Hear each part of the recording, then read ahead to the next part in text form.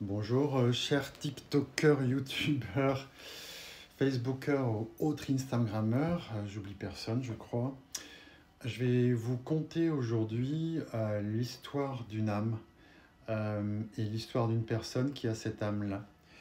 Donc, je suis Patrick Théodore. Ma spécialité, c'est de travailler sur les réparations de nos mémoires qui sont enregistrées, engrammées dans l'âme en tant que telle, et qui ces histoires engrammées, donc de vie passée, vont impacter notre quotidien et souvent de façon un peu misérable, hein, on va dire ça comme ça. Donc j'ai été contacté par une personne qui a tous les grandes peines du monde à vivre dans notre monde et qui a un don de médium, qui est extra lucide, qui est sensible.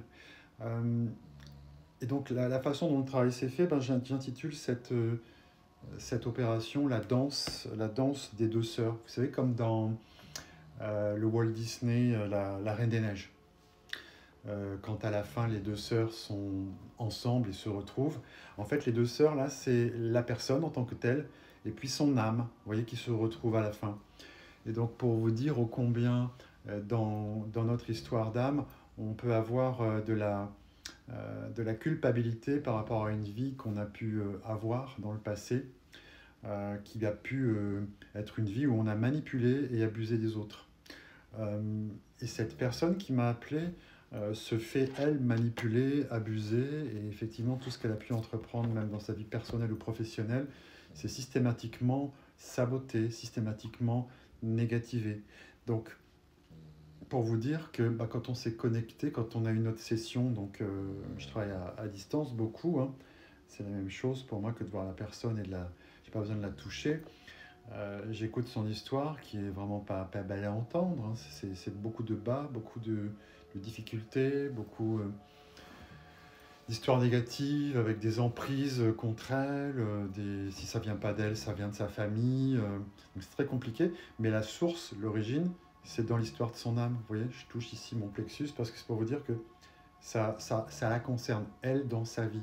Autrement dit, euh, les guides qui sont là, les entités de lumière, ils y vont doucement, ils vont pas dire mais vous avez fait ça dans le passé. Il ne s'agit pas de culpabiliser une personne, il s'agit de lui dire de facto, factuellement, rationnellement, il y a eu un événement d'une vie euh, où il y a réellement eu, avec un talent, hein, il y a des âmes qui sont magnifiques, qui ont vraiment la capacité à lire. Oui, il y a le don de clairvoyance, de clairaudience. Mais il y a malheureusement des gens qui en profitent quand ils ont ce don-là.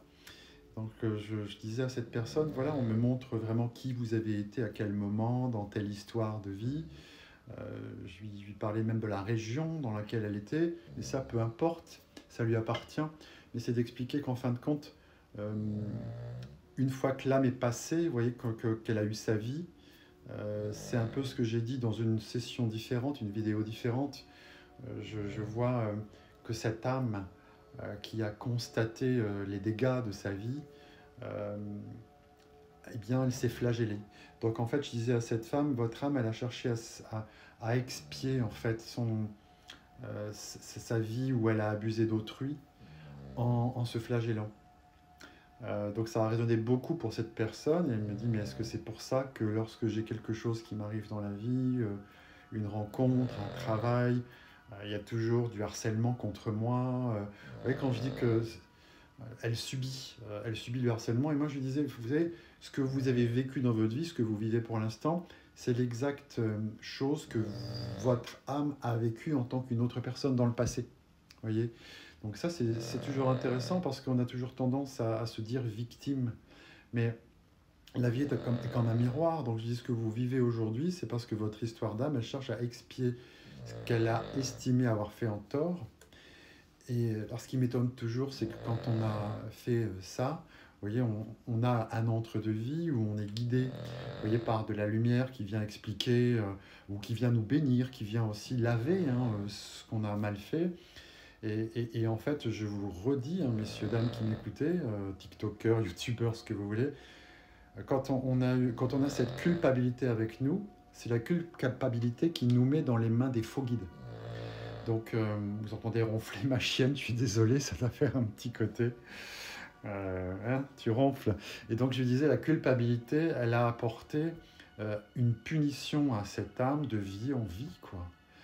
Et la culpabilité, elle est amplifiée par le fait que quand on a une culpabilité en soi, les entités qui ne sont pas lumineuses se font malheureusement passer pour des entités de lumière. Donc vous voyez, vous avez une vie, vous passez de l'autre côté, vous avez ce qu'on appelle mourir, et de l'autre côté, vous serez récupéré par ce qu'on appelle le caniveau, le bas astral, c'est comme ça. Et vous repartez sur un programme de flagellation. Alors que quand vous tombez sur de la lumière, la flagellation, elle n'est pas identique. Vous voyez, on a quelque chose de plus ciblé. On a ce qu'on appelle un karma, on a quelque chose à résoudre, mais on n'a pas une vie plombée pareillement.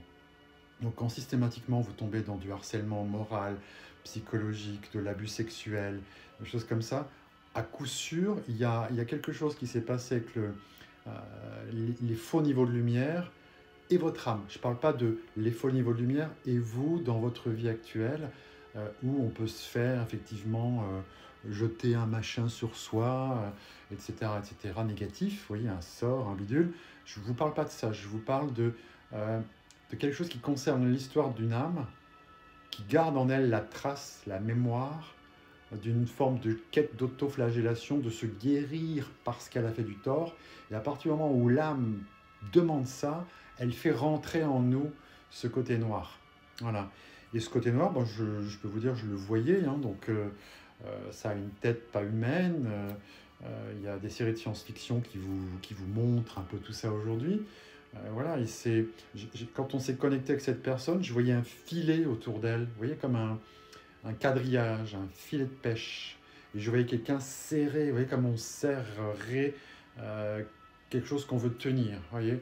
Donc je dis, je lui demandais à cette personne, mais vous avancez dans votre vie, ça va comment? Vous voyez, donc oui, j'étouffe, tout ce que je fais, ça ne démarre pas. J'ai eu des burn-out, j'en ai 5 dans ma vie, vous voyez, c'est vraiment ça. Donc je la voyais tenue par quelqu'un qui est comme un chasseur et qui tient sa proie. Voilà. Donc qu'est-ce que c'est qu'un soin d'âme? On me montre, vous voyez, on me montre cette situation, on me montre d'où ça vient. On va à la pêche, puisque je suis dans les filets, on va à la pêche à l'origine de cette chose.